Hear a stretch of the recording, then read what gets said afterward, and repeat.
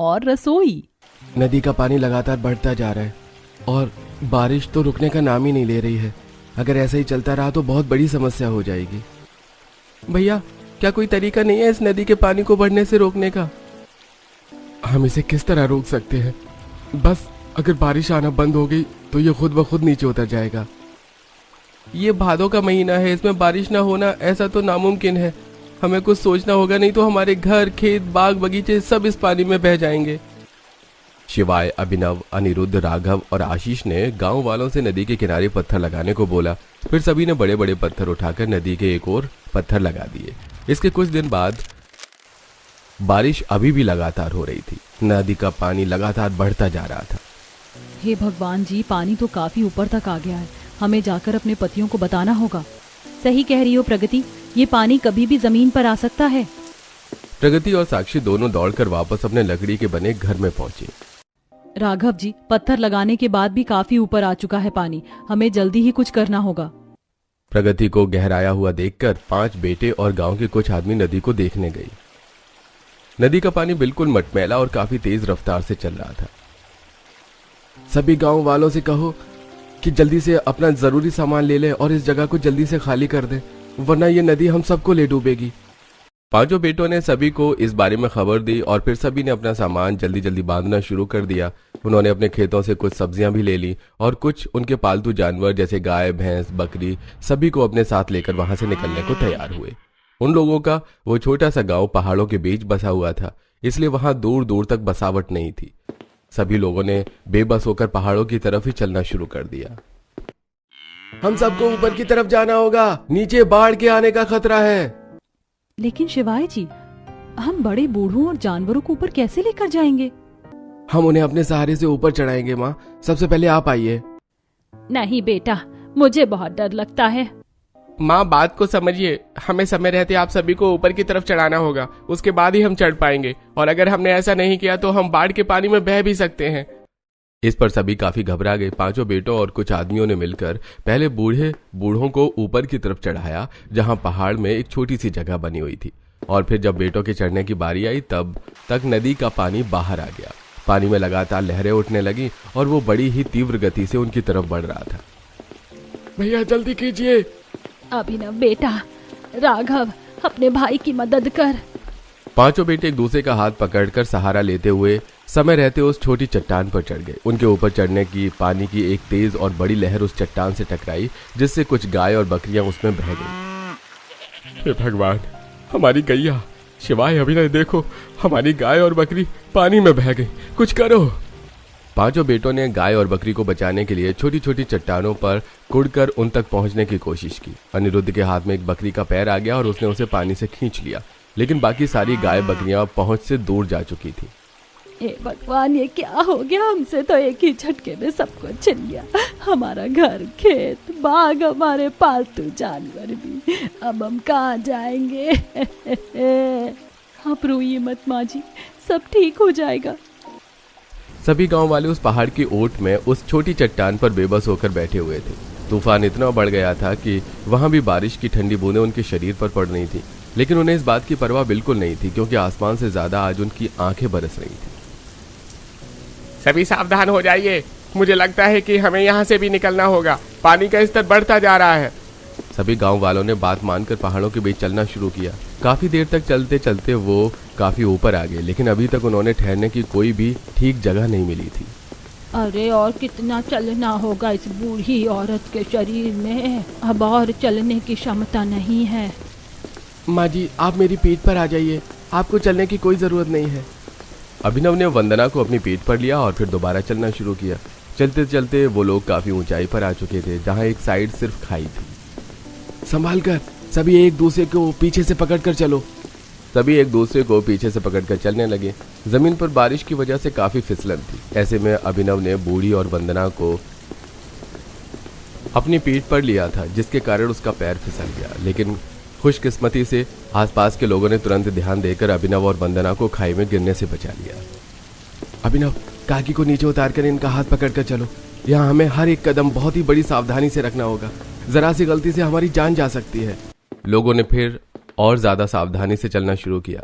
चलते चलते वो एक ऐसी जगह पर पहुंच गए जो उन्होंने पहले कभी नहीं देखी थी। ये क्या, इन पहाड़ों पर तो खाली जमीन भी पड़ी हुई है और यहाँ कितने सारे पेड़ हैं। ये एक और जमीन है जो ऊंचाई पर बनी है, जिसकी वजह से ये 2 भागों में बटी हुई है। और देखो वहाँ थोड़ी दूर पर एक नदी भी बह रही है। सभी गांव वालों ने देखा कि पहाड़ पर 2 जमीनें आमने सामने थीं। वहां उनके बीच में एक खाई थी। नदी से बहता पानी जगह जगह पत्थरों से टकराकर नीचे खाई में गिर रहा था। नीचे का पानी तो बाढ़ की वजह से काफी गंदा हो चुका है, लेकिन ये पानी काफी साफ है। हम इसे पीने के काम में ले सकते हैं। सभी ने उस नदी से पानी पिया और अपने हाथ, मुंह और पैरों को धोया। उसके बाद सभी वहां आराम करने बैठ गए। बहुओं ने वहीं पेड़ों से लकड़ी तोड़कर आग जलाई और उस पर सभी के लिए खाना बनाया। क्या हम इस जगह पर अपना बसेरा नहीं कर सकते? ये जगह तो काफी अच्छी है। नहीं माँ, हम यहाँ नहीं रह सकते। हम कुछ दिन यहाँ बिता सकते हैं और वो भी किस्मत की बात होगी। एक तो ये जंगल बहुत ऊंचाई पर है, लगभग 6 मंजिल की ऊंचाई पर। ऊपर से पहाड़ के ऐसे इलाके में अक्सर भूस्खलन होता रहता है। हाँ भैया ठीक कह रहे हैं। पहाड़ के इन हिस्सों में लोग रोड बनाते हैं, लेकिन यहाँ कोई रोड नहीं है, इसलिए ये जगह खाली पड़ी हुई है। दोनों भाइयों के समझाने पर गांव वालों को सारी बात समझ में आ गई। उन्होंने वहां खाना खाया, पानी पिया और कुछ देर आराम किया। लेकिन उनके मन में भूस्खलन होने का डर बना हुआ था। सूरज ढल रहा था, शाम होने वाली थी। अचानक ही जमीन में हलचल शुरू हो गई। भाभी, मुझे चक्कर आ रहे हैं। यहाँ पर जमीन सच में हिल रही है। अरे नहीं, जिसका डर था वही हो रहा है। जल्दी यहाँ से चलो। अचानक ही पहाड़ से छोटे पत्थर गिरने लगे। सभी गांव वाले अपनी जान बचाकर नीचे की ओर भागे। नीचे की जमीन तिरछी बनी हुई थी। उन्होंने धीरे धीरे उसे उतरना शुरू किया। उन्होंने देखा कि पहाड़ के अंदर छोटी छोटी गुफाएं बनी हुई थी। अपनी जान बचाते हुए सभी उन गुफाओं में चले गए। शुक्र है भगवान का कि यहाँ गुफाएं भी बनी हुई हैं, वरना हम सब मारे जाते। अच्छा हुआ कि हम सबने पहले ही ध्यान दे दिया, नहीं तो किसी की जान भी जा सकती थी। सभी देख रहे थे कि पत्थर अभी भी गिर रहे थे। ये सब देखकर सभी को बहुत डर लग रहा था। कुछ देर तक बड़े बड़े पत्थर उनकी गुफाओं के आगे से गिरते रहे। कुछ उनकी गुफाओं से टकरा भी रहे थे। अब मुझे नहीं लगता हम इससे आगे जा सकते हैं। अब जब तक बाढ़ का पानी उतर नहीं जाता तब तक हमें यहीं रहना होगा। लेकिन हम यहाँ रहेंगे कैसे? हाँ, यहाँ से बाहर की जमीन तिरछी है। हम कोशिश करें तो रह सकते हैं। उसके लिए हम अपने साथ जो सामान लेकर आए हैं, हमें उनकी मदद चाहिए होगी।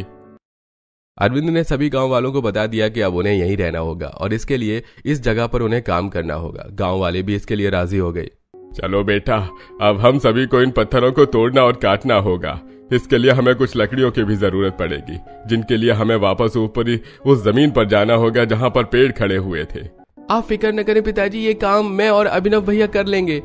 इसके बाद अनिरुद्ध और अभिनव रस्सी बांधकर वापस उस जगह पहुंचे जहां पर भूस्खलन की वजह से ढेर सारे पत्थर पड़े हुए थे, जिसकी वजह से वहां के पेड़ टूट गए। भैया पेड़ तो पहले से ही टूटे हुए हैं, अब तो हमारा काम और भी आसान हो जाएगा। ठीक है अनिरुद्ध, अब जल्दी से लकड़ी काटना शुरू करो। पेड़ टूटने की वजह से उन्हें उसे काटने में ज्यादा देर नहीं लगी और वो काफी सारी लकड़ियां इकट्ठी करके रस्सियों की मदद से नीचे ले आए। अब उन रस्सियों को बीत कर लोगों ने अपनी अपनी गुफाओं में काम करना शुरू किया। उन्होंने लकड़ी से गुफाओं के आगे गैलरी बनाकर रेलिंग लगाई ताकि वहां पर गिरने का खतरा न रहे। हमें किसी तरह एक से दूसरी गुफा तक जाने का रास्ता बनाना होगा। हम लकड़ी से पुल की तरह एक से दूसरी जगह जाने का रास्ता बना सकते हैं। नहीं, लकड़ी का रास्ता बनाना बेकार है। एक पत्थर गिरते ही टूट जाएगा। इससे अच्छा हम पहाड़ को ही तोड़कर उसमें सीढ़ियां बना लें। उन पर रोक के लिए लकड़ी की रेलिंग बना सकते हैं। अब इस तरह सभी ने अपना काम करना शुरू कर दिया। पहाड़ की सतह तिरछी थी, जिस वजह से उन्हें काम करने में ज्यादा दिक्कत नहीं हुई। कुछ दिन लगातार पत्थरों को तोड़कर उन्होंने वहां सीढ़ियां बना ली और उस पर लकड़ी को रस्सी में बांधकर रेलिंग का आकार दिया। बहुओं ने गुफाओं की सफाई की और कुल्हाड़ी से उन्हें रहने लायक कर दिया। अब इस पहाड़ के अंदर उनके छोटे छोटे घर बन चुके थे।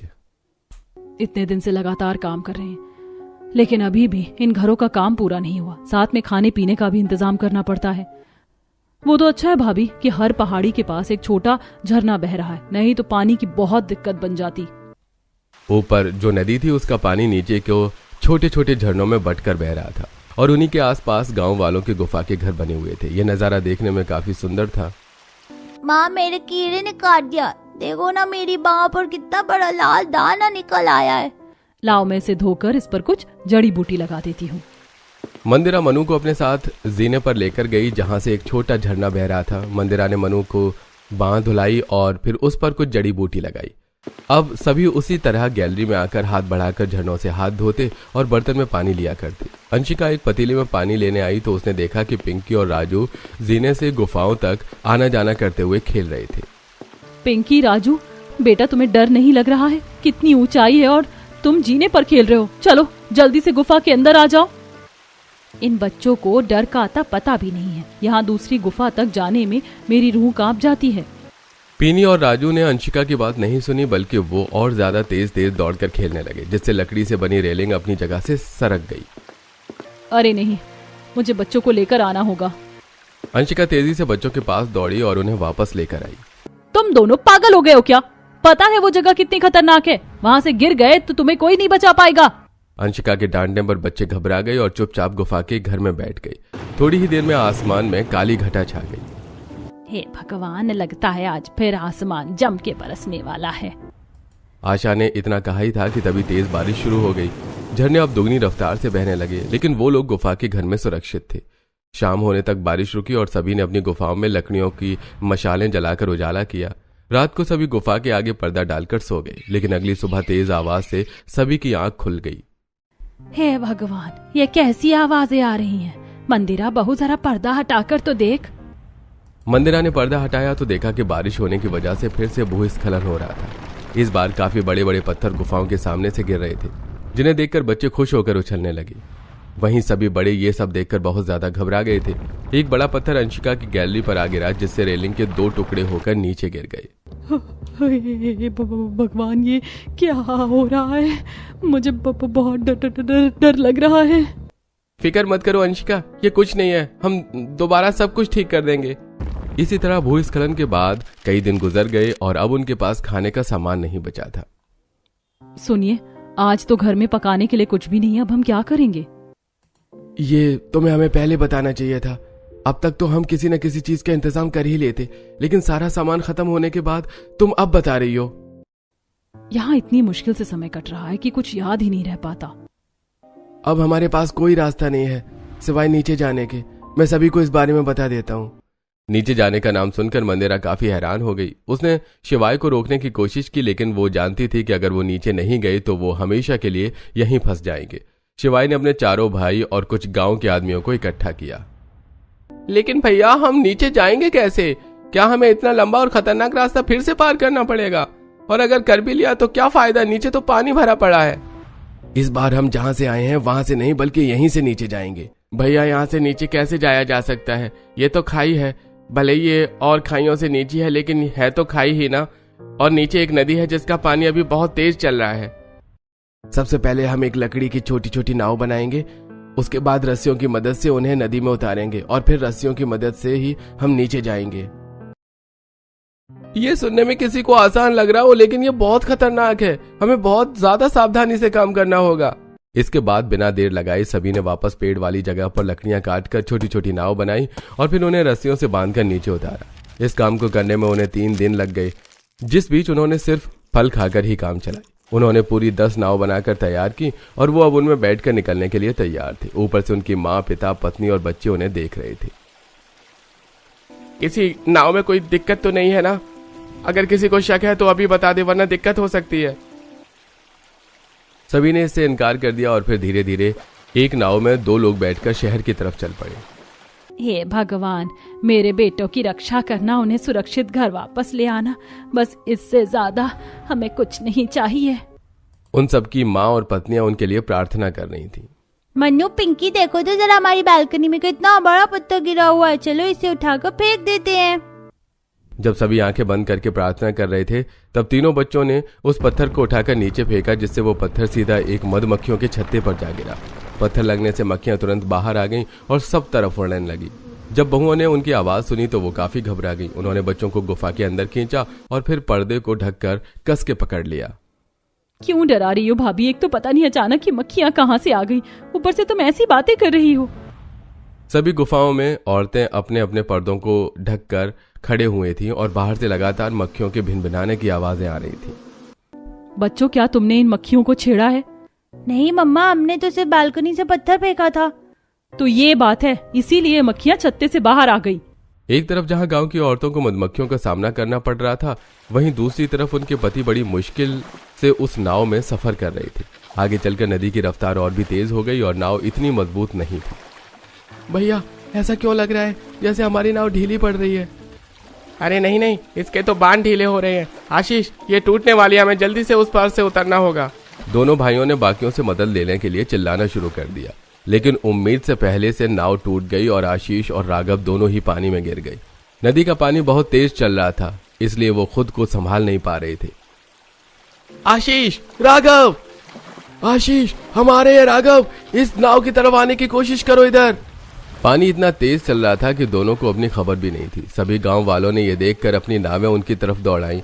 अभिनव ने आगे झुककर आशीष का हाथ पकड़ा, जो कि लगभग बेहोश हो चुका था। वहीं गांव वालों ने शिवाई के साथ राघव के चारों तरफ नावों से घेरा बनाया और फिर उसे ऊपर खींचा। अभिनव ने आशीष का सीना दबाते हुए उसके मुंह से पानी निकाला, तब जाकर आशीष को होश आया। वहीं राघव की भी हालत काफी खराब थी। घबरा मत मेरे भाई, हम बस पहुंचने ही वाले हैं। कहीं हमारे परिवार को भी ऐसी ही मुश्किलों का सामना न करना पड़ रहा हो। काफी लंबे सफर के बाद सभी को एक जमीन नजर आई जिस पर कुछ घर भी बने हुए थे। सभी उधर की तरफ ही चलो, शायद वो कोई गांव है।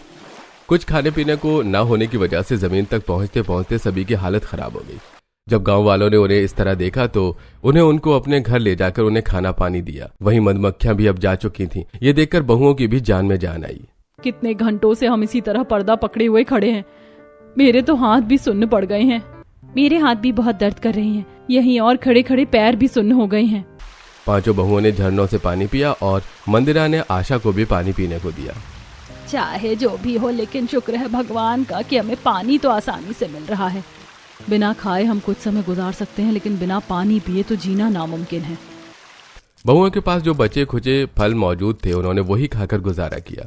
वहीं दूसरी तरफ उनके पतियों ने गांव वालों को सारी बात बताई।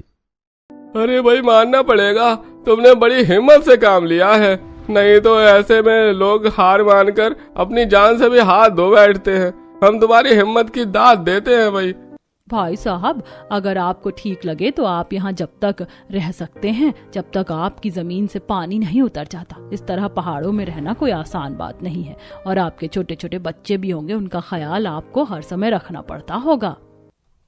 हाँ भाई साहब, हम अपने मुखिया से बात करके आपको कुछ समय यहाँ रहने की इजाजत दिला देंगे। पांचों बेटे और गांव वाले उनकी बात पर काफी खुश हुए। उन्होंने उनका हाथ जोड़कर शुक्रिया अदा किया, लेकिन अब उन्हें अपने परिवार को भी पहाड़ों से लेकर आना था।